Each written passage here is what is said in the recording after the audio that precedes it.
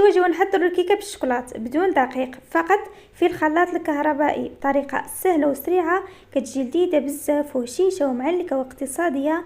تبعوا معايا الطريقه.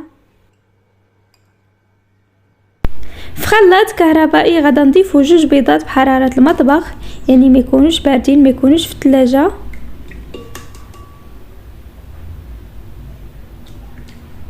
قبصه ملح، كيس من الفانيلا، كأس الا ربع من السكر.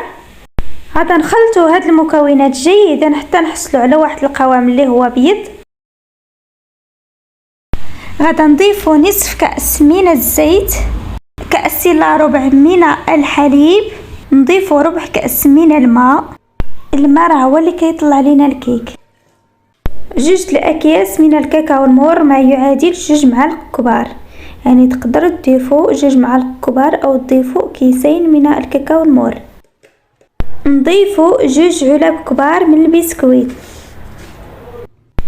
2 الاكياس من خميرة الحلويات ما يعادل 16 غرام. يستحسن قبل ما تضيفوا الخميرة تغربلوها لانه تيكون فيها التكتلات. غادا نخلط جميع المكونات جيدا. صراحه هذا الكيك كيجي لذيذ بزاف واقتصادي بطريقه سهله وسريعه. غادا نضيفوا ملعقه صغيره من الخل. بالنسبه للملعقه الصغيره من الخل هي اللي كتطلع لينا الكيك. غادا نمزجوا هاد المكونات مره ثانيه. في المول اللي دهنا بالزبده ورشيناه بالكاكاو غادا نفرغوا الخليط، كنرفعوا يدينا للفوق باش يدخل لنا الهواء الكيك ويجي خفيف. القوام ديال الخليط كيجي متوسط، ما خفيف بزاف ما ثقيل. غادا ندخلوه الفرن بارد على درجه حراره 170 درجه لمده 40 دقيقه. كنشعلوا الفرن غير من تحت. الكيك ديالنا طاب، كيجي على هذا الشكل، كيجي طالع بزاف وخفيف.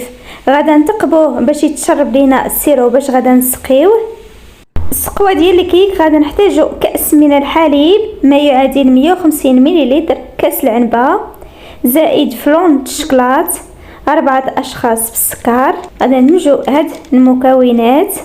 بالنسبه لهاد السقوه البنات كتجي رائعه بزاف والله صدقوني.